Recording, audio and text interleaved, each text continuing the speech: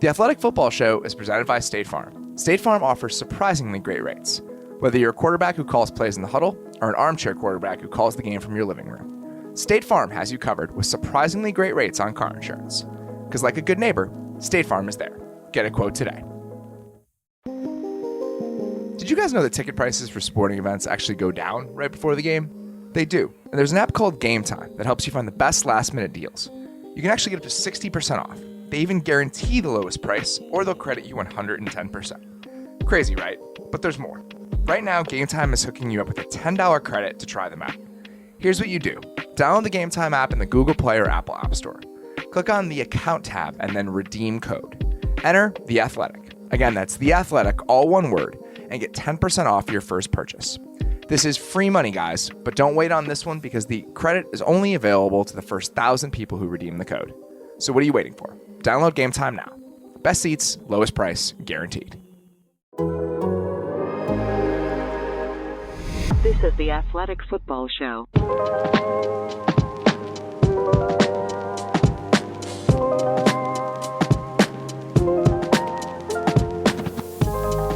The Athletic Football Show is presented by State Farm. Because like a good neighbor, State Farm is there. Get a quote today. Welcome to the Athletic Football Show. Today is Thursday, October 21st. I'm Robert Mays. Great show for you guys today. Matt Fairburn, our new Patriots writer, is going to be joining us a little bit later for our weekly team visit. Before we do that, though, I'm thrilled to welcome my good friend, Lindsay Jones. Lindsay, how you doing? I'm great. How about you, Robert? I am doing very well. It is another week in the NFL. It is week 7 in the NFL. We were going to dig into some of the injury realities associated with the league right now. I think that was kind of the big topic of discussion. Just a lot of the news was centered around who was hurt, who was going to play. Obviously, the Browns were at the forefront of that. We are going to get to some of that a little bit down the road, but right before we started recording today, there was a report from John McClain, who, for people who do not know, is a long-time Houston Chronicle writer who has been covering the Texans since their inception, is kind of an authoritative voice on the franchise. He reported earlier today that it sounds like there could be a deal done for Deshaun Watson as soon as the end of this week.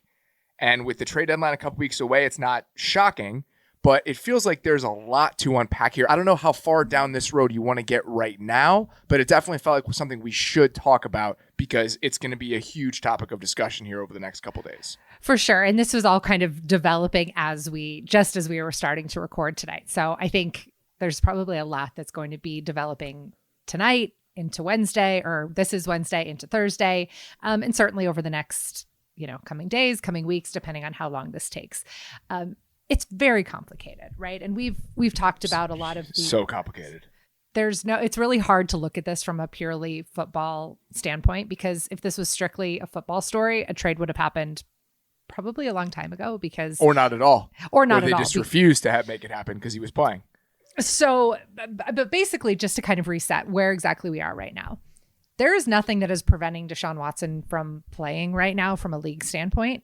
The Texans are basically going through this year so far as if he's under a paid suspension. He has been on the 53-man roster all season. He has been inactive. He has, expressed dating back to early last offseason that he had no interest in playing for the Texans. The Texans seem to not be interested in having him play, probably because of all of the off-field allegations that are going on with him. He has 22 civil lawsuits that have been filed against him with allegations of sexual misconduct and sexual assault, 10 criminal complaints that are currently being investigated by police in Houston.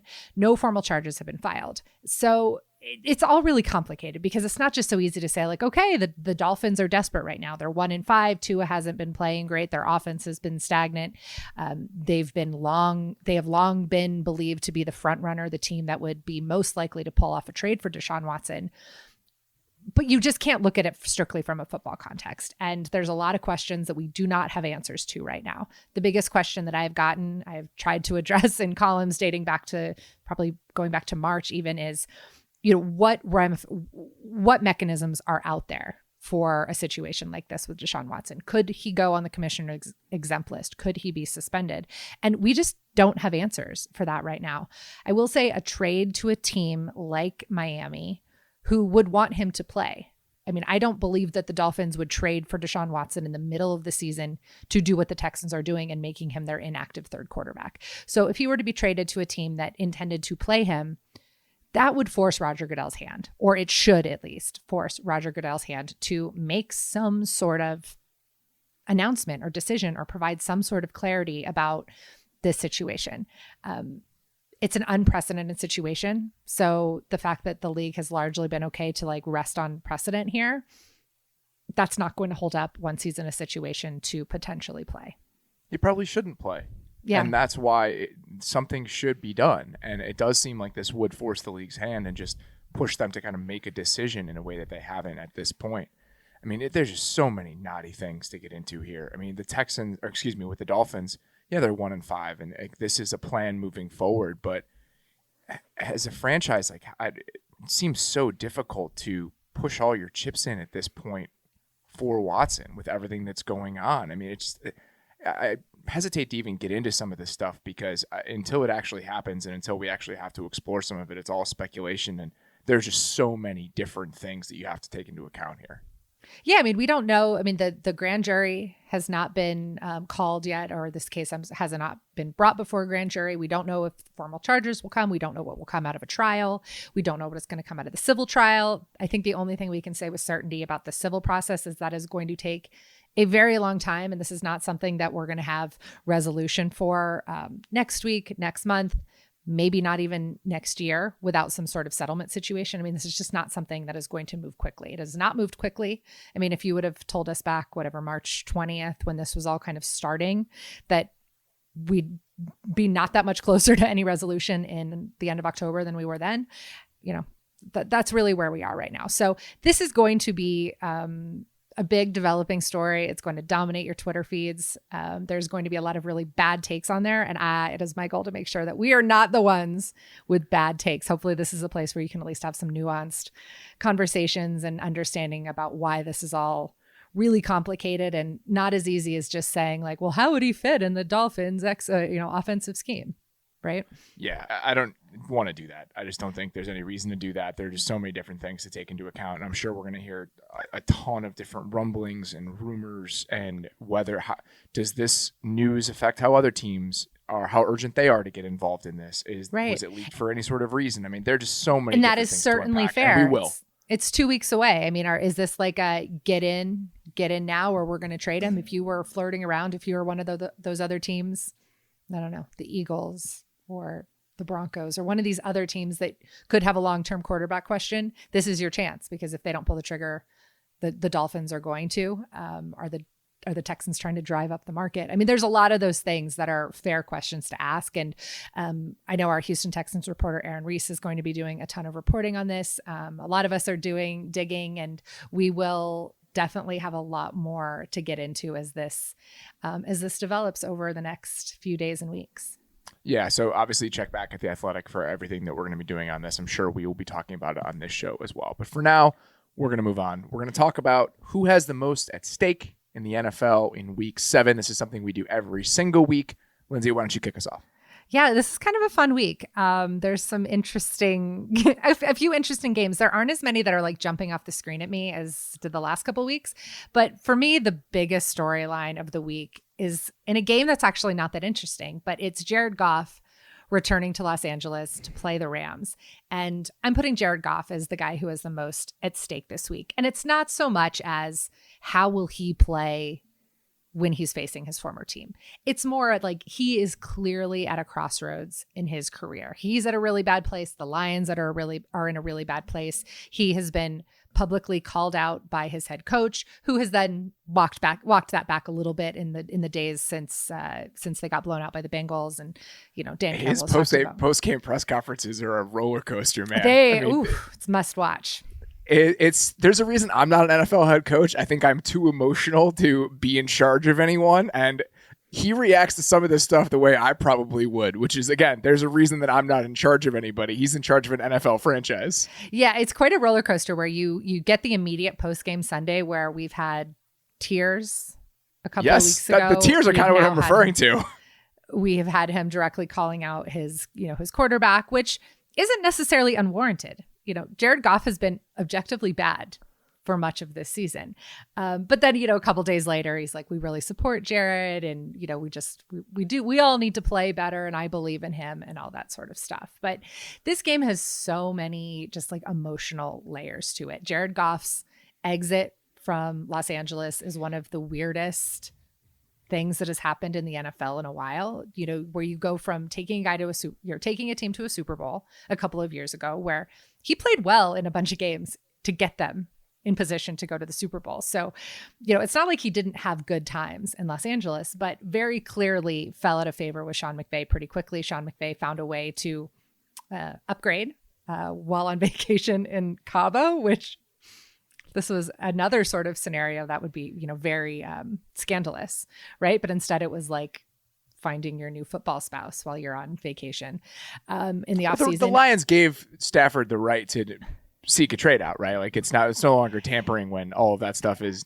allowed. Yeah, by the no, it wasn't. I don't believe it was a tampering situation. It's just, imagine being Jared Goff and finding out that your coach is finding your replacement while on vacation together in Cabo. I mean, Jared Goff has been through it. He has been through a lot, and this is going to be, there's not a lot of good feelings from people within the Rams organization anymore about Jared. And it's not because they don't like him. I mean, I think everybody there respects him as a person and knows that he went through a lot. But I think there's just a lot of, wow, we're in such a better place without him. And they watch him struggle in the red zone. They've seen him throw 4 picks and lose 4 fumbles. He's been really, really vulnerable to the strip sacks this year. And there's a lot of just like, whew, glad that guy's not our problem anymore. And, it's really uncomfortable. And I feel bad for Jared Goff. It's going to be I imagine it's going to be a really rough week for him. It's probably going to be a really rough day for him. This is not, I can't imagine that the Rams crowd is going to like greet him super warmly. Hopefully they're not rude to him, but it's not going to be, there's not going to be a lot of really good feelings, I think, for Jared Goff and his return. And that's not even getting into Matthew Stafford having to play against the Lions, who, similar to Tom Brady a couple weeks ago, playing against a team that he had been with for more than a decade. I feel like the feelings about Matthew Stafford are just completely positive from Lions fans, though. Yeah, like they understand, maybe not completely, but I think there's an overarching understanding among the Lions faithful that Matthew Stafford was not at issue when it comes to the Lions' struggles over the last 10 years or so. Yeah, for sure. I mean, I very much get that sense from people in Detroit. My editor, Allison at The Athletic, lives in Detroit. She's got a really good pulse on what's going on in Detroit. And she and I have talked about this a lot. And there is very much a sense that it's like they just are happy he's in a better place and is wanting good things for him. And it's going to be really uncomfortable on Sunday. And I know this isn't our appointment viewing, like what I can't wait to watch, but I will just do you a favor, Detroit Lions fans. We will watch this game, so you don't have to. Like, go find a pumpkin patch, take if you're a Lions fan, just press pause. I mean, just sim to end on this season. It's totally fine. Yeah, go get some apple cider donuts. This one. Yeah, just spend some time with your family. Yeah, take a pass on this one. It's fine. The Jared Goff thing is, I think it's such a product of the modern NFL. The reason I say that is because I don't think we saw a lot of teams that were willing to move on from a quarterback like Jared Goff in the past. If you had a guy who you could win with and you had shown the ability to win with him, I think most teams kind of stick with that. You commit to a workable offense because the fear of the unknown is so great. And I think the Rams situation was unique in the sense that they could go get a guy like Matthew Stafford and the upgrade was clear. Like they wouldn't have moved on from Jared Goff just to do it. But I can't remember a guy who went to a Super Bowl, almost won a Super Bowl, was part of a turnaround at a place, played at a high level at times. They were a top 5 offense for the first couple of years that Jared Goff was there with Sean McVay. And then 2 years later, he just shipped out of town. A guy who was the toast of Los Angeles at one point. More like it was the McVay Goff partnership, right? Like there was an understanding like this can work, like this is working. And then a couple years later, he's just shipped out to Detroit.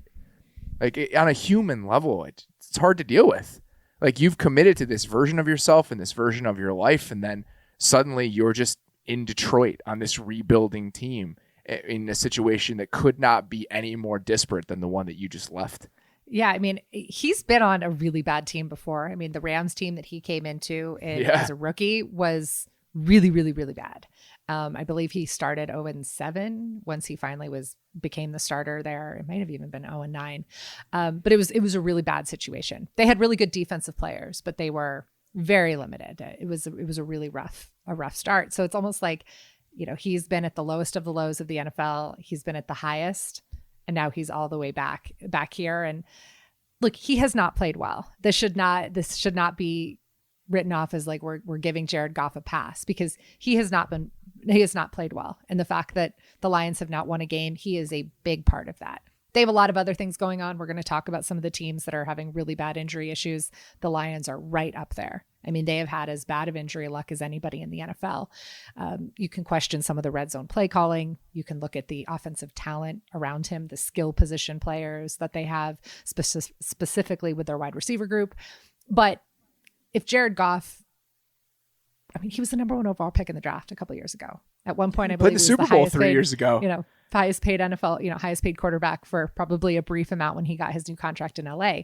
So he should be able to help make them a little bit better, but it's just a bad situation. And I just feel bad for him. It's career whiplash. Like, it just, think about like the change in perspective of how you view yourself in the grander scheme of the league, and how quickly that's changed for him. It's a lot. It's a lot to deal with. And I think that we're seeing that play out in real time. And it's tough because he's now moving into the situation where one, you're getting a lot of questions in Detroit about, well, do they bench him? Would that be the right move? Can you keep playing this guy? David Blau or Tim Boyle, I believe, are their backup quarterback. So it's not like they have a good situation. There's no possibility of trading him. One, his salary is untradeable right now. And who is trading for him? I mean, who is going to watch what's happened so far this year and say, yeah, that's the guy that we need to get into our building right now to be an answer to at the quarterback position? That's not happening. So there's not like an immediate situation, but what's next for him? I mean, that's what Lions I think about that. Even him? That idea of trading him, like 3 teams in 3 years, it just, again, it has all changed so fast. Yeah. I mean, the Lions are now putting themselves in a situation where, thanks to the Jags winning a game last year, now they have the inside track to the number 1 overall pick. Do they draft a quarterback? Do they try to do another year with Jared Goff? Do they look at next year's quarterback class and say, yikes, we don't want a quarterback with number 1, which would be the most Lions thing ever, to have the number 1 overall pick. The year pick. You get the number 1 overall pick, there's no quarterbacks. The year that there's no quarterbacks. So you take the best defensive player available and do 1 more year with Jared Goff, and then you cut him, save yourself $30 million. Because if they cut him next year, I think it's like almost $30 million that they have to eat. Oh, it's a lot. I mean, we call that the Browns. Tough. It's taking Myles Garrett and then getting Baker Mayfield the next year. All right. I got mine here. For me, the teams that have the most at stake, I'm going to say 2. The teams playing on Sunday night. I mean, Indy, if they lose this game, they go to 2-5 with a loss. And I thought, after they beat the Tech, even losing to Baltimore, I was like, if Tennessee loses to the Bills, then I think there's still a chance that the Colts can kind of turn this around and elements of their roster can play better than they were earlier in the season. Carson Wentz is playing okay. Their offensive line gets a little bit healthier. Can they give the Titans a run in that division? Now they're 2-4. If they lose to the Niners, they're 2-5, and we kind of have this weird lost season for Indianapolis, which, even if you didn't think they were contenders this year, which I didn't, I didn't think that they were even in the same class as the other really, really good teams in the AFC. I still expected them to be competitive in that division. Yeah. And I think it really kind of sends you back to the drawing board if you're the Colts brass, and it's like, what are we really? Like, if we're being honest with ourselves and our assessment of where we are, what is the answer to that? And that's just a hard question that I didn't feel like the Colts were going to have to be answering at this point. But there's a chance they're just out of it before we even get to Halloween. And that's a rough timeline for what this team was supposed to be, even if you didn't think they were a top 3 or 4 team in the conference. On the Niners side, it's kind of similar, right? They go to 2-4 with a loss. They're still in it because there's not really any clear hierarchy among those wildcard teams in the NFC. But I do think that there are teams on the upswing that they'll have to be competing with for that other wildcard spot. And the Saints are only going to get better from here with all the guys they're getting back. I think that Minnesota is just a sneaky team that you don't really want to play against. I think their defense has a chance to be really good all season. just because of Mike Zimmer and the talent that they have over there. I think they're playing pretty well. Kirk Cousins is playing well right now. Like among all the quarterbacks, among those NFC wildcard teams, whether it's the Saints, the Niners, the Bears, the Vikings, all of those teams, Kirk Cousins is playing the best among all those quarterbacks. Easily. So there's a chance if the Niners go to 2-4 and they're looking at those other teams, looking up at those other teams, that they missed the playoffs in a year where people expected them to be a potential contender. So I think that both of these teams desperately need a win right now to kind of set their seasons back on the trajectory that they're looking for. I don't know what their heights truly are this year. I don't think that either of them are probably going to be in the conversation, but I think both of them want more out of this year than they've gotten so far. The Niners are really intriguing to me because they're coming out of their bye week now, and it looks like Jimmy Garoppolo is going to be their starting quarterback on Sunday. Trey Lance has a knee injury. He's not practicing on Wednesday. Kyle Shanahan said it seems unlikely that he'd be able to play. Jimmy Garoppolo has got that calf, kept him out of games before their bye week, and now he's been testing it out, but seems like he's going to go. He was the guy who came out and met the media today. He is practicing. So it just feels like they're kind of in this weird spot where we've been wondering what their quarterback situation is going to look like, what their offense is going to look like, depending on who the quarterback is. And we're kind of now back at where we were week one, where this is Jimmy's team. And they're kind of it's just a really important, critical juncture of their season, as you mentioned. I mean, I think the Rams and the Niners coming into the year had the same over-under win total. And just think about what the Niners offenses looked like compared, and just the Niners in general have looked like compared to the Rams. And the Rams look like a powerhouse. And the Niners, it just doesn't feel like that. I mean, the offense has been efficient at times, but you still feel like they're kind of squeezing blood from a rock when it comes to creating explosive plays with Garoppolo at quarterback. I mean, again, just it looks so much different than what a real true blue contender tends to look like at this point in the season. So just a kind of an interesting sliding doors moment for both of these teams, I think. Look, no one's perfect. Even the best baseball players strike out with bases loaded. The best golfers sometimes three-putt with the tournament on the line. So if you feel like you come up short in the bedroom sometimes, it's perfectly okay. But if it's bothering you, there are options. Go to GetRoman.com/maze now. With Roman, you can get a free online evaluation and ongoing care for ED, all from the comfort and privacy of your home. A U.S. licensed healthcare professional will work with you to find the best treatment plan. If medication is appropriate, it ships to you free with 2-day shipping. The whole process is straightforward and discreet. Getting started is simple. Go to GetRoman.com/maze and complete an online visit. Take care of your ED without leaving home. Complete an online visit today to connect with a U.S. licensed healthcare professional and take care of it. Go to GetRoman.com/maze now to get $15 off your first month. Look, there's a straightforward way to take care of your ED. GetRoman.com/maze. Get started now to save $15 off your first month of treatment. Growing up, cereal was one of the best parts of being a kid. But as I got older, I had to give it up because it was just hard to justify that much sugar as I was trying to eat healthier. That's where Magic Spoon comes in. Magic Spoon is proof that healthy breakfast doesn't have to be boring. It has 0 grams of sugar, 13 to 14 grams of protein, and only 4 net grams of carbs in each serving. It's also only 140 calories a serving. It's keto-friendly, gluten-free, grain-free, soy-free, and low-carb, and it comes in all of the flavors you loved when you were younger. You can build your own box with available flavors in your own custom bundle, like cocoa, fruity, frosted, peanut butter, blueberry, cinnamon, cookies and cream, and maple waffle. Go to magicspoon.com/maze to grab a custom bundle of cereal and try it today. And be sure to use our promo code MAZE at checkout to save $5 off your order. Magic Spoon is so confident in their product, it's backed with a 100% happiness guarantee. So if you don't like it for any reason, they'll refund your money, no questions asked. Remember, get your next delicious bowl of guilt-free cereal at magicspoon.com/maze and use the code MAZE to save $5 off. Thank you to Magic Spoon for sponsoring this episode. All right, let's get to our appointment viewing for this week. Lindsay, who can you not wait to watch in week 7? All right, so the Monday Night Football game between the Saints and the Seahawks has infinite weird game potential, so I'm really excited about that. So there was not like another game that I was like, oh, this is like a huge critical matchup. So this game I think is the one that I will be doing some Girl Scout stuff, just like I was 2 weeks ago when all the John Gruden stuff broke.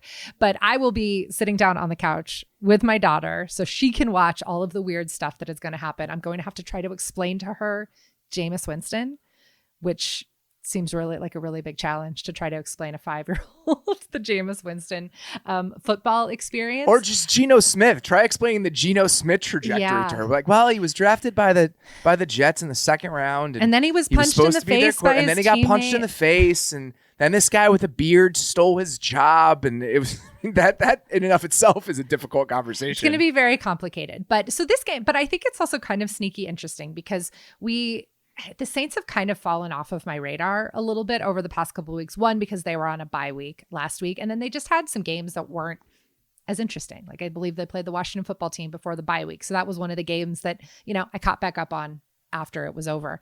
But now, as you kind of already alluded to, they're starting to get healthy. I think they could be in a really good spot moving forward. And the NFC is not as weird as the AFC, which we're going to get into in a little bit. So they have a chance to go into Seattle and win a game that's going to put them in a really good spot in that NFC wildcard race. And it's a game that they can't really afford to lose, knowing that they still have, they play the Bucs in week 8. So they just have, they're coming out of their bye. So I just want to say the Saints come out and be, the best version of themselves. I want to see good Jameis. Do we have the expectation that we're going to have good Jameis for 4 quarters? Probably not. That's going to make it interesting.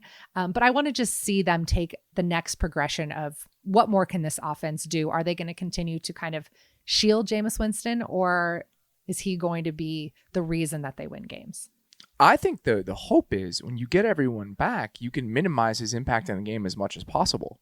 Where, let's say over the next 3 weeks, I don't know what the exact timetable is for Michael Thomas, but let's say over the next 2 to 3 weeks, they get back Teron Armstead, Eric McCoy, Michael Thomas, Traquan Smith, David Onyemata, Quan Alexander, and Marcus Davenport, which is very realistic. This is a 3-2 team that has been playing without a good chunk of its really good players. They're still a top 5 offense. They could be sitting there at 4-2 after having played the first third of the season without a chunk of the guys we know from that roster. It's impressive. I think the only team that has done a better job of kind of dealing with their injury situation and keeping rolling would be Baltimore. Yeah. The Packers have done a relatively good job as well without David Bakhtiari and Jair Alexander, but I think Baltimore and the Saints have lost more guys and still been able to kind of keep the train on the tracks, and that's impressive. And they have no long-term injury concerns really with that team. You don't have any stars that have been lost for the season, and really you're getting reinforcements. I mean, the cavalry is here as you have other teams that are getting more and more injured. So I don't know what the final product looks like. I assume it's let's have Jameis throw the ball 19 times a game and have every other aspect of our roster be better than what you guys can trot out. And I don't think that's the worst plan in the world. And I think that will work against the Seahawks. Seahawks are in a really bad place right now. We're going to have a very existential Seahawks conversation here down the back half of the season because we'll get Michael Shandugar for a team visit soon. We already did. He was on after week 1. Oh, no. Yeah, you're right. It was terrible timing for me. Let's bring him back. But we'll figure that out. All right. My appointment viewing this week is just Derrick Henry. Just Derrick Henry, period.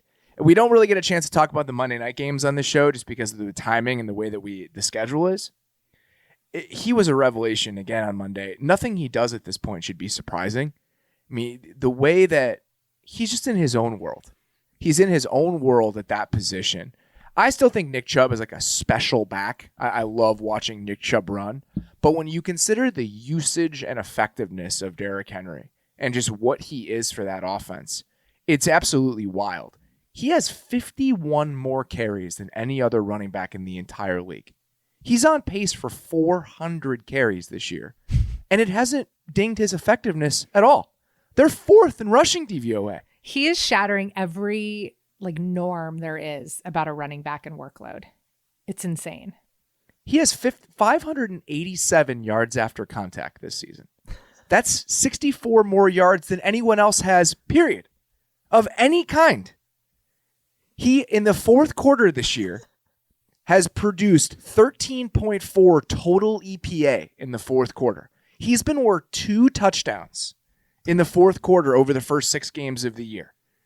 It's absolutely wild. He scored a touchdown on every 16.2 carries, which is the 7th best mark in the league. When you're getting 30 carries a game, there should be an inverse relationship between your volume and your efficiency.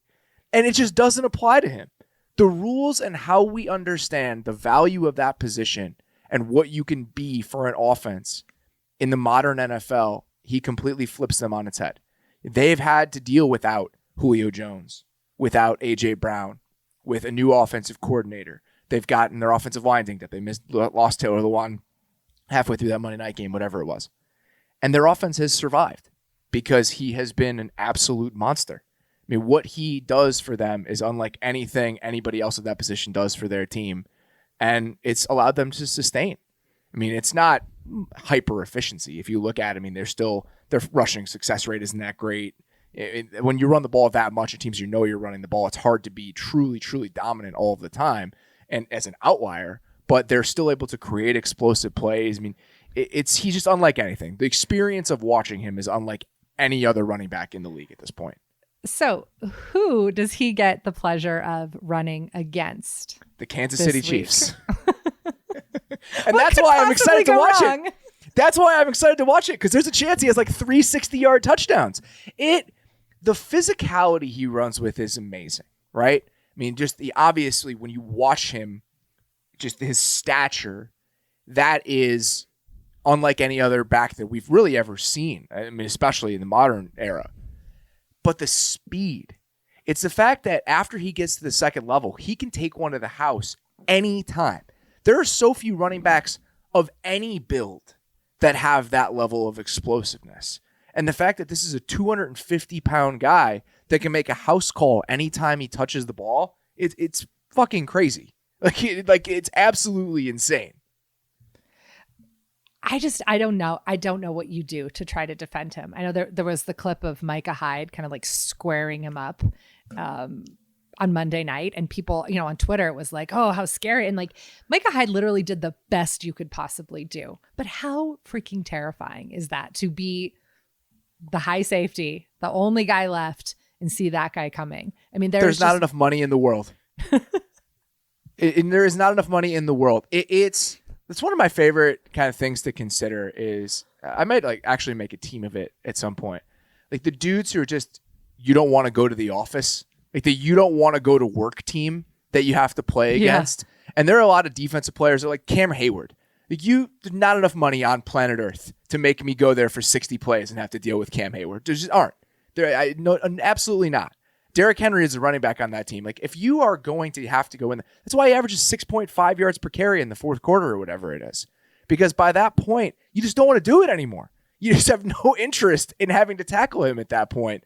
And it's really fun to watch. Watching him just kind of slowly break a team's will and the ability to do that after getting all of the carries that he's gotten. He's a special, special player.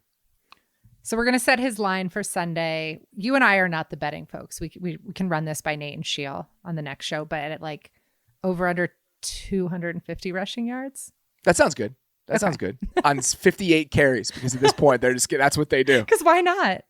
I would run the ball 50. I would give my running back 58 carries against the Chiefs, even if he's not Derrick Henry. There are worse plans if you're the Titans offense. I feel confident saying that. All right. Every week we ask our one big question heading into that week. What is your one big question for week 7? Who is good in the AFC? Is anybody good in the AFC? I cannot figure it out. It's why when people were writing off the Chiefs 2 weeks ago, it's like, guys, I wouldn't do that.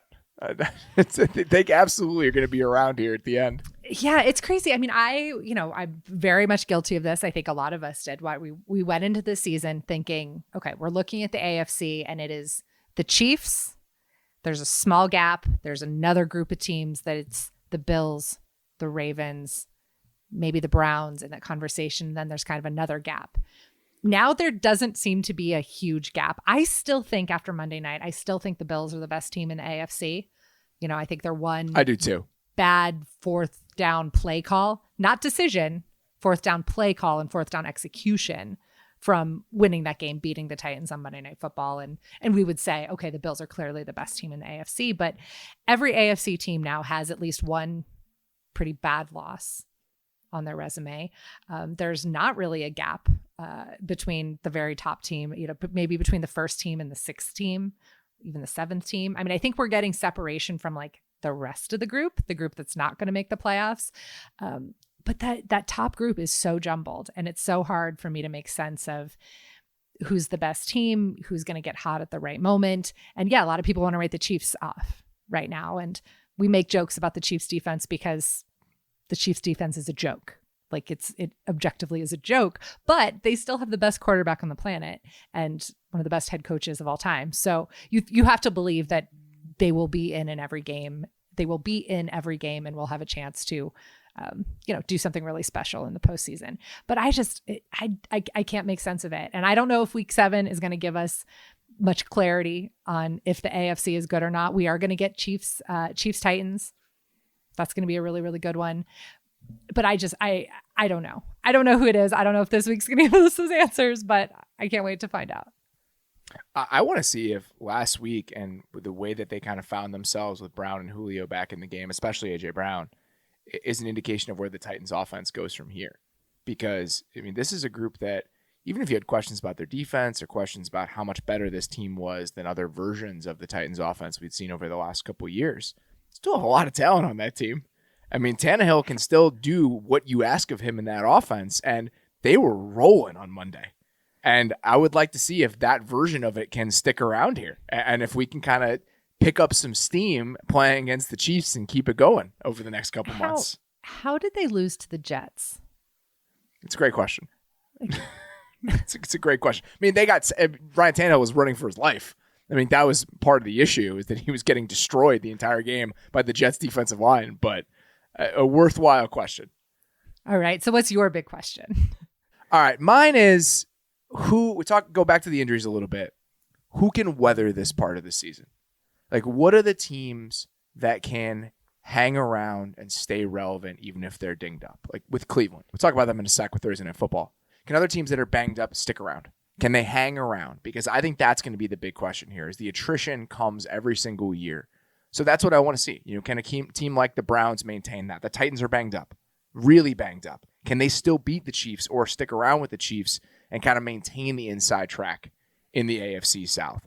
Those are my concerns, because I just think that right now, injuries and dealing with injuries is such a huge part of this week, and it's really been one of the only things that we've talked about this week. So that's what I'm paying attention to, is just who can maintain their status and their trajectory toward the playoffs. That's my big question. Yeah, because you have to look at, okay, how are these rosters built, and which teams where are the injuries happening? What positions? The Browns are in a really unique situation right now where their injuries are kind of all over the place and include the quarterback, which some of these other teams that we've talked about that are, dealing with a lot, their quarterbacks are healthy. You look at a team like Baltimore, they're the team to emulate here, right? A team that we kind of not necessarily wrote off, but maybe discounted a little bit earlier in the season because you just thought, oh my God, how many more injuries can they withstand? I mean, they lost like their entire running back room. They lost Marcus Peters. Now they've lost Ronnie Stanley. I mean, they've just been going through injury after injury, but stability at quarterback, stability on the coaching staff, a coach who knows how to kind of manage all of this. And here the Ravens are right now, arguably the best team in the AFC. I mean, I don't know who the best team in the AFC is, but you can make a very strong argument that it's the Ravens. They have 16 players on injured reserve right now. It's amazing. 16. It is truly amazing. So they're kind of the model of how to navigate this correctly. A lot of teams aren't going to be able to replicate what the Ravens have done and been able to survive all of these injury troubles. A couple of the teams that I'm also kind of curious, the Packers haven't been seriously injured. Losing Jair Alexander recently, that's a really big deal. But David Bakhtiari is starting to practice this week. So, his timeline is starting to return. So that's a contender who's getting back a very important piece that they're going to. And they get better in two positions when that happens, because then Jenkins pops back to guard. Yeah. So now you have the Pete in that MVS, I think could be back this week. So they're another team that they're fifth in offensive DVOA. Their offense has been great still, and they haven't had their guys at full strength. So they're another team that's done a great job of weathering it. And that's, to me, what I'm watching. How many other examples of that are we going to see this week and over the next couple weeks where it's, all right, we are a real possible contender. Could be our year. Can we withstand this? Like the Bills are a team that's not hurt at all. They've been able to avoid that for the most part. And I think it's not fun to talk about. It's not that interesting, but injuries are a huge part of what ends up defining who's successful in the NFL. And I just think it's something to keep an eye on right now. All right, Lindsay, before we get to Fairburn, I have to ask you, like we do every week, for you to sell me on Thursday Night Football. It's been easy for you the last couple weeks. It is not as easy this week. Well, first of all, the first thing that we have to talk about when we're talking about Thursday Night Football this week is that this injury report is ridiculous. You tweeted it earlier insane. that you had to scroll, and that was when it was just the Browns. The Broncos injury report is pretty ridiculous also. Most notably, Teddy Bridgewater is questionable with a foot and quad injuries. So this is it. This is rough. This is a tough sell. I'm having to dig really deep into my. I'm just having to dig deep here to figure this out. But okay, first of all, this is a chance to find out about players that you've never heard of. And how often does that happen, that you get to turn on your television and say, there is a person in the NFL named Dearness Johnson, and he is going to be the starting running back for the Cleveland Browns this week. Maybe you've picked him up on your fantasy football waiver wire. I have him on my fantasy football team. I started him last week. That's how dire my running back situation is without Nick Chubb. That sounds like a you problem that's happening right here. But yeah, so the Browns injury situation is really, really rough. But it's, just think of what an opportunity this is for Joe Buck and Troy Aikman and Aaron Andrews to introduce us to some new players that we've never heard of. All right, second, we've got Case Keenum, who has played 10 years in the NFL. He is the perfect quarterback for this situation. And actually on Wednesday, he talked to the media in Cleveland and he said, I am built for this. So I think this is actually potentially watchable, right? Because Case Keenum, not a great track record as being a starting quarterback outside of that half season in Minnesota, but he's been a really serviceable backup quarterback. And this is actually as good of a situation probably as you could have hoped for if you're the Browns, where you need to sit Baker Mayfield down for a little while. So I think Case Keenum will be competent in this situation. It's also a Case Keenum revenge game. He formerly played for the Broncos, who overpaid him to be their starting quarterback after his half season of tremendous success in Minnesota. And it didn't go great. For a lot of reasons. I mean, there were a lot of reasons that Case Keenum didn't work out in Denver, but now he gets a chance, starting quarterback again, to play against his former team. All right, number 3, Von Miller is pissed off at how he's played and how the Broncos have played lately. The soundbite of the week, it's been all over Cleveland. If you've been driving around Cleveland, I'm sure you've heard it on Sports Talk Radio. Von Miller said he didn't care who the tackles were, but he was going to kill him, which sounds to me like is probably a personal foul and some form of taunting, but it's fine. So Von Miller is really pissed off. He has not played well. I think he only has a half sack during the Broncos' recent stretch. I've seen him play live in 2 of those games, and for the most part, haven't noticed him on the field, and that's a really big problem for the Broncos. But the last time that Von Miller made one of these type of predictions was also before a Thursday Night Football game. It was against the Arizona Cardinals, and he came out and he said, we're going to kick their ass. And they did. So maybe this is another chance for Von Miller to make good on his promise, although we hope there's no actual homicide on the field on Thursday night. That would be a reason to not watch the game. We might see Drew Lock in this game. I just mentioned that Teddy Bridgewater is on the injury report. And while that's not necessarily something to get too excited about, it always is a roller coaster, and it will make things really, really interesting. And then the drinking game for this week is when Vic Fangio makes a coaching decision that makes you say, what the F just happened? Why did he do that? Finish your beer. All of that is a very good selling point. I will also say, this is a real game in the AFC. Like, both of these teams are still in it. Like, this does matter for playoff implications. Your reasons are more fun. I mean, the Drew Lock thing, it's October. People are watching horror movies. It's the called same thing. Locktober. Excuse me. As my husband, the University of Missouri grad, likes to text us, Locktober. What a poor man Chris Paul is. It's true. True story. All right. That's all we got. It's time to get to Fairburn, and it's time to chat about the Patriots. This podcast is sponsored by BetterHelp Online Therapy. Check out betterhelp.com/maze. The best way to think about therapy is through a bunch of analogies. We get our cars tuned up to prevent bigger issues down the road. We get annual checkups and go to the gym to maintain physical wellness and prevent injury and disease. We do chores regularly, well, some of us do, to avoid a giant mess of a house. Going to therapy is like all of these. It's routine maintenance for your mental and emotional wellness to prevent bigger issues down the road. Going to therapy doesn't mean something's wrong with you. It means you're invested in keeping yourself and your mind healthy. BetterHelp is customized online therapy that offers video, phone, and even live chat sessions with your therapist, so you don't have to see anyone on camera if you don't want to. It's much more affordable than in-person therapy, and you can start communicating with your therapist in under 48 hours. Why invest in everything else and not your mind? This podcast is sponsored by BetterHelp, and Athletic Football Show listeners get 10% off their first month at betterhelp.com/maze. That's BetterHelp.com/maze. As the weather cools, wool returns to the foreground as the best material to offer comfort, coziness, and weightlessness to keep you going on your feet all day long. When you lace up a pair of Allbirds wool runners, you'll see that Allbirds has redefined what it means to be comfortable all the time. They're made from soft, sustainable merino wool. The wool runners don't just feel good, they look good too. I love the wool runner Allbirds that I have. I've been using them just to kind of run out of the house very quickly. It's the perfect kind of shoe that you want to just slip on, that looks good, is comfortable, and is functional. I use them all the time when I'm on the go, running errands, going to walk my dog. They're the perfect shoe for that exact reason. They're made with soft, itch-free, and naturally durable ZQ certified merino wool. It's the most sustainable wool you can get, so you'll feel comfortable wearing your wool runners and about your decision to wear them too. They're also machine washable, which makes them very easy to clean. I really appreciate that. In a pair of just functional and useful sneakers. They're also breathable and comfortable, so they're perfect for all-day wear. Allbirds is also a carbon-neutral company thanks to sustainable practices, like using natural materials and purchasing carbon offsets. Start the season off right with a pair of wool runners from Allbirds. Find your own pair of wool runners at allbirds.com today. That's ALLBIRDS.com.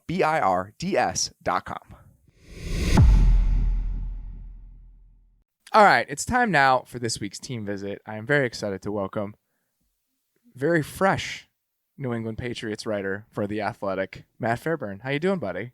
I'm doing well. How are you, Robert? I'm doing very well.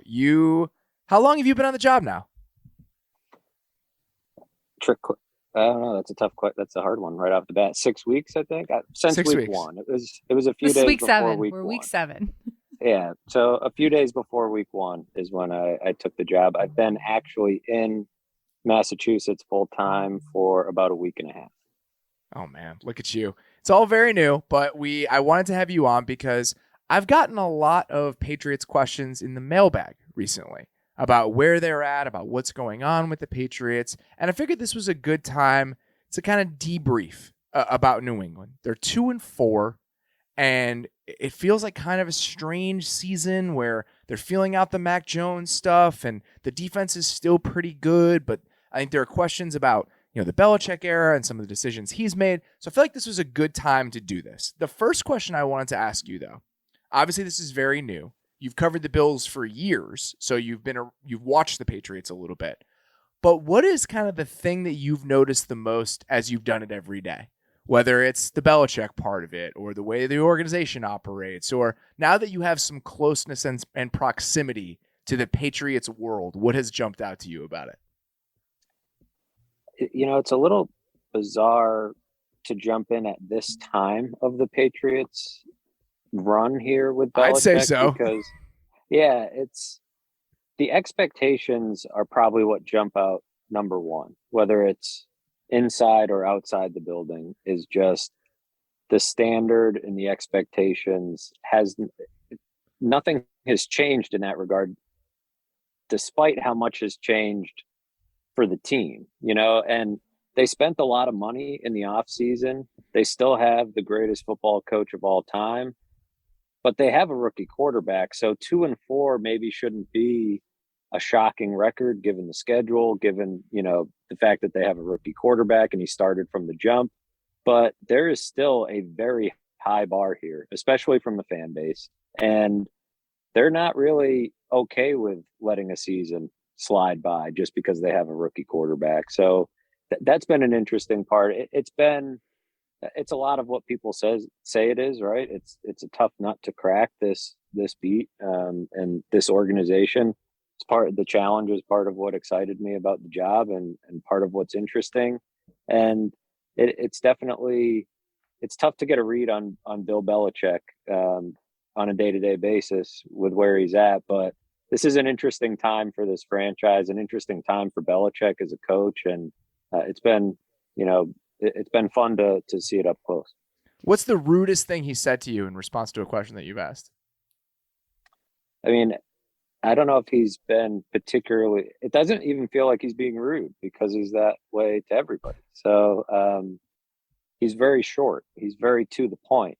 Sometimes he says a lot without saying a lot. I don't know. I'm in the feeling out process of kind of figuring out what certain things mean, what certain tones mean. But sometimes he says something that's really short, really brief, and could be misconstrued as rude. And you think, he actually really cut right to the truth of something, So I don't know. And Fridays, he's really, for the most part, not every Friday, but on Fridays, you catch him and you ask the right question, you might get an 8-minute answer on long snappers. So you really just don't know what you're going to get.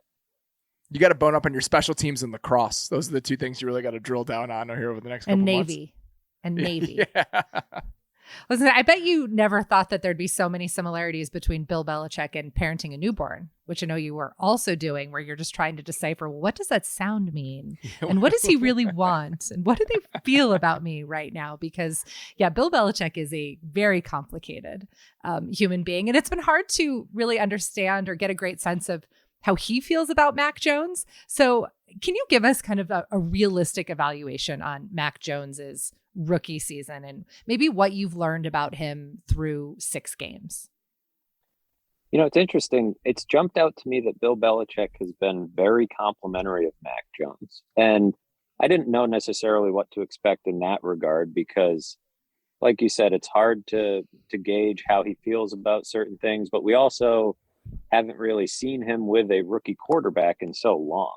And so I was wondering how hard he would be on him, because you ask him about a lot of players and it'll be a stock answer or, very lukewarm, but he's been impressed by Mac Jones and says they can always count on him to do the right things. Personally, I'd say more impressed than I expected with Mac Jones, and the numbers haven't been there. They haven't been crazy in terms of yardage and touchdowns, but he's completing passes at a very high rate. He's starting to push the ball downfield more in the last few weeks. He doesn't make a ton of mistakes. I know he had the pick 6 against the Cowboys, which was a little bit of a miscommunication between Jones and Kendrick Bourne. He's not all the way there. I think that's probably the big question a lot of people have, is because so much of the mental part of the game seems to be coming somewhat easily to him. Where's the upside? How much can he grow? But I think there's more upside there that people give him credit for, because of the way he anticipates. And as he gets a grasp of this offense, I think I'd really just like to see them open it up more and throw the ball more. It took them a long time to hit 10 pass attempts in that game. He didn't have an incompletion until the second half against the Cowboys, but they weren't throwing the ball a ton. And then at the end of the first half, they kneel the clock out with 1:30 left.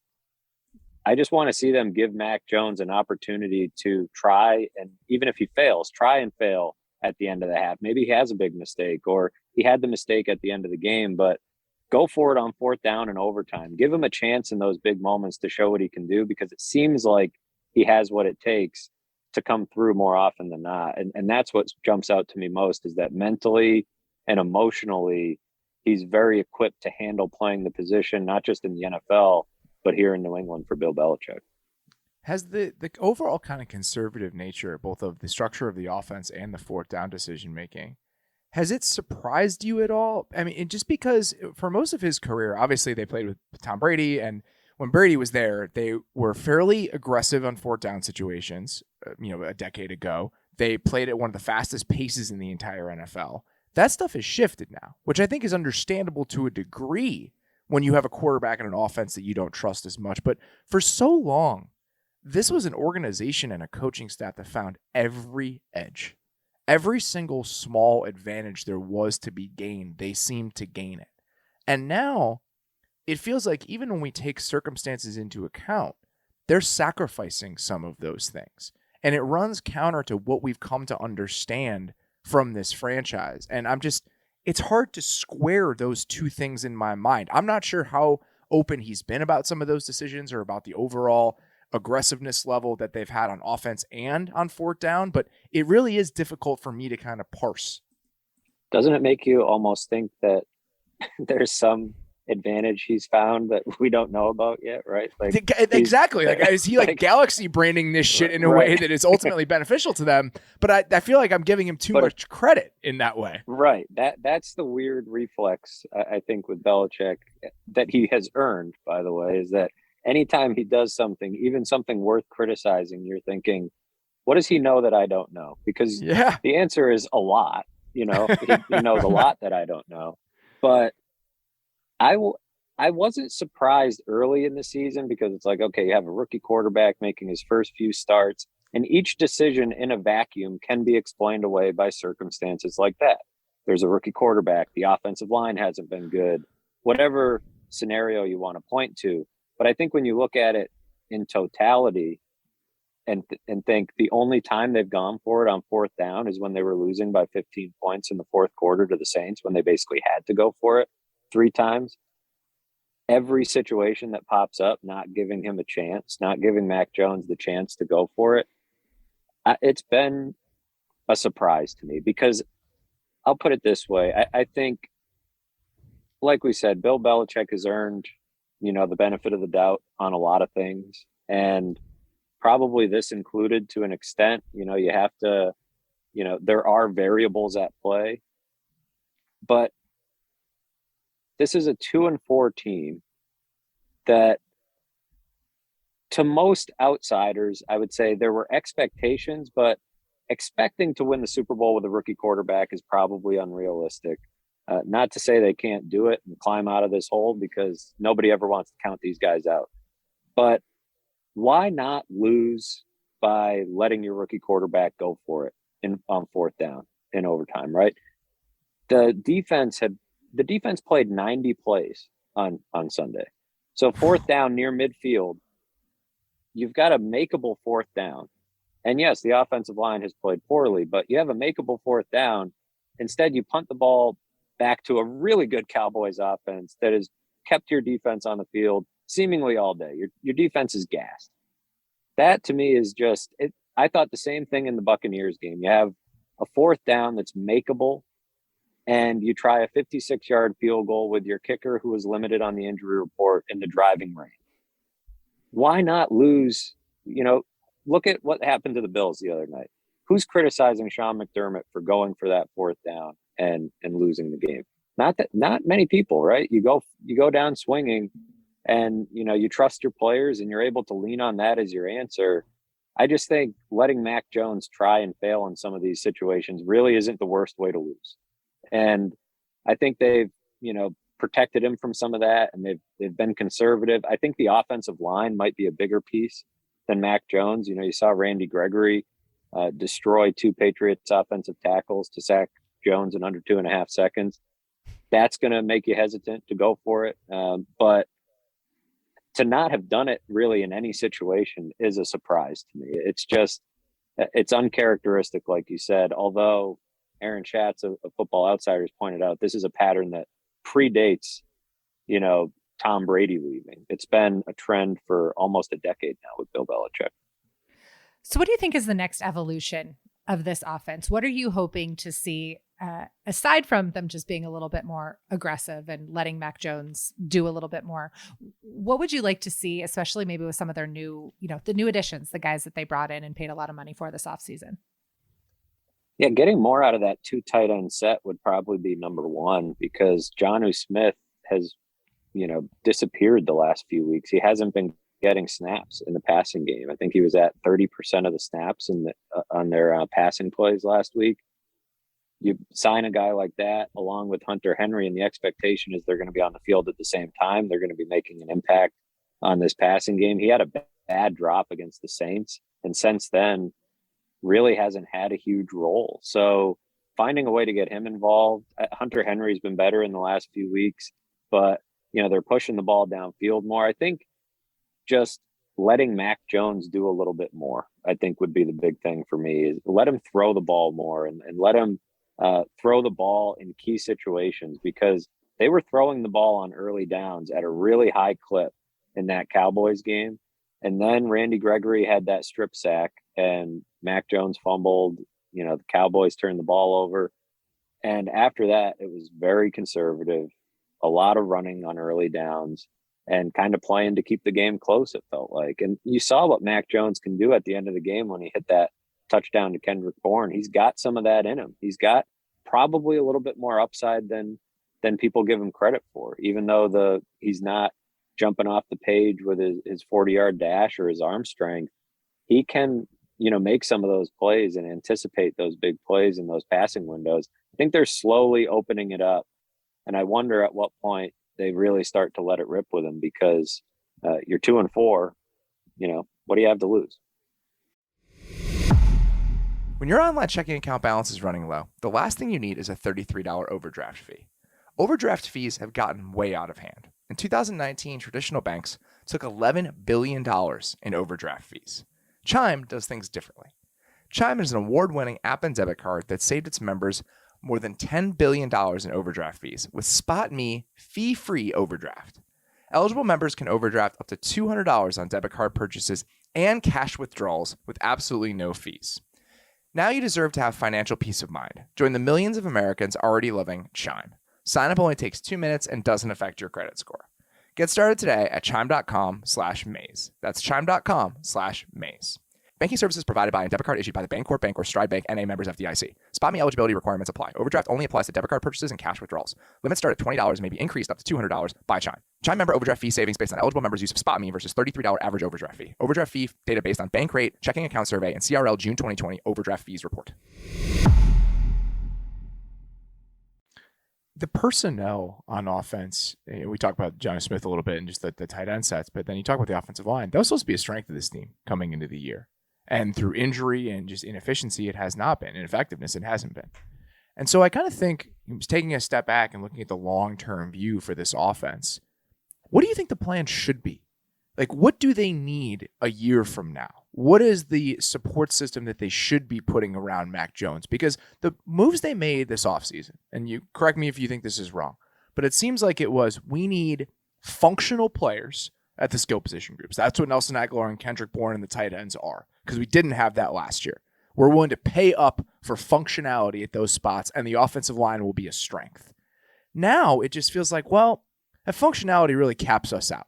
Like, we don't have playmakers on the outside, and at some point you do need that. The offensive line isn't a strength as currently constructed. So it feels like I've kind of had to step back and be like, all right, what do the Patriots want to be on offense, and what should they try to be here as we eventually move into Mac Jones' second year?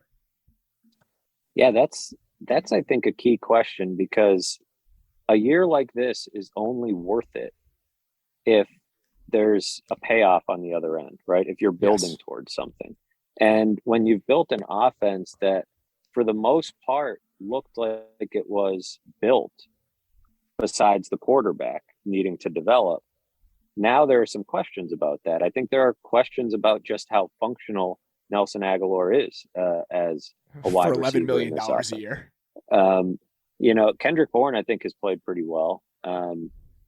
The tight ends, Jonnu Smith certainly needs to pick it up, but Hunter Henry's a nice piece. I think if you're looking, a year out, the biggest need on offense is going to need to be on the offensive line at this point. Isaiah Wynn has not played well. Crazy. They already picked up his fifth-year option. They bumped Mike Onwenu out to tackle, and he's played well. I don't know if they're going to keep him there or not. They've had a lot of issues on the offensive line. They had a couple of COVID cases. Trent Brown got injured like 10 plays into the start of the season and hasn't been on the field. So they have injuries that have caused issues there. But even when they've been healthy, the tackles have been a problem. Left tackle in particular, Isaiah Wynn just isn't playing well. And so I think that becomes a big question. If you're going to build around Mac Jones, is Isaiah Wynn the left tackle that you need him to be, then you probably go and get one. And I think if you're building towards something, it's a weird thing to be Mac Jones and to follow Tom Brady, because everybody just wants that again, right? You know, everybody around here says this guy can be the next Tom. Well, I don't know if that's a realistic expectation, but you should at least be trying to build towards what the offense looked like when you had Tom Brady, because that's the offense that you're running. You're not changing the scheme necessarily for Mac Jones dramatically anyway. So if you're going to have a better passing game, I think it starts with better play from your offensive tackles. You need to give him more time to stand back there and let those big plays develop. He gets rid of the ball really quickly. He makes decisions really quickly. Some of that has been out of necessity because he doesn't have time, and he knows he doesn't have time. Josh McDaniels, some of what he's been calling, I think, has shown less so a lack of faith in Mac Jones than it is a lack of faith in the offensive line in front of him. So unless that group starts playing dramatically better, I think that's an area, specifically tackle, where they're going to need to focus. And I know they got Trent Brown, so you know the fact that he's been injured hasn't helped. And it does, you know, the pass catchers really haven't been a huge problem, but they are, I think, pretty clearly lacking that number one that you'd like to have. If they can stumble upon one of those in the draft or in free agency, that would be helpful. But they already spent a ton of money, so there is a bit of an identity. I don't want to call it an identity crisis because they have a rookie quarterback. They have a lot of new pieces. They're trying to find that identity and what they want to be, what they're good at. And I do think there's some talent on this offense. It's just not all coming together all at once. They can put it together for a couple of drives. I sent a text to a reporter friend of mine, like during the first half, thinking, oh, do the Patriots have an offense now?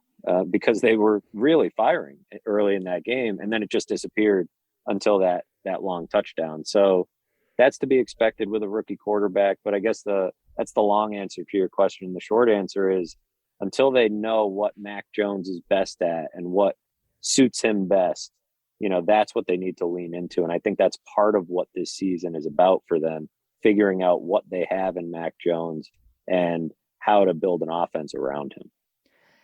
I think when you look at the kind of the landscape of the AFC, there's this big jumble of teams in the middle. There's a lot of teams that are 2-4, 3-3.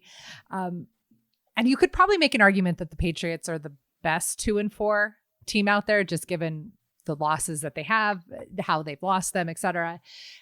And given your expertise before you got to the Patriots beat covering the Bills, I really want to get your take on kind of how you see the AFC shaking out and maybe what's a realistic expectation for the Patriots. Could they get into that wild card conversation? Is that even a realistic thing that we should be talking about? You know, I think I have a hard time counting them out. I always had a hard time like counting them out when I covered the Bills. I always had a hard time, you know, even up until last year, the first time the Bills and Patriots played one another, I was like, I'm picking the Patriots until I see the Bills beat them. Like, you know, it was like, I know they don't have Tom Brady, but I'm picking the Patriots. I think I picked them to win the division last year because I was just like, I'm picking them until I see something different. And even at 2-4, you know, my eyes tell me through 6 games that this is a pretty average football team. And I think what my eyes also tell me, looking at the standings, watching other games, is that an average football team can make the playoffs in the AFC, especially with the extra team and especially with an extra game.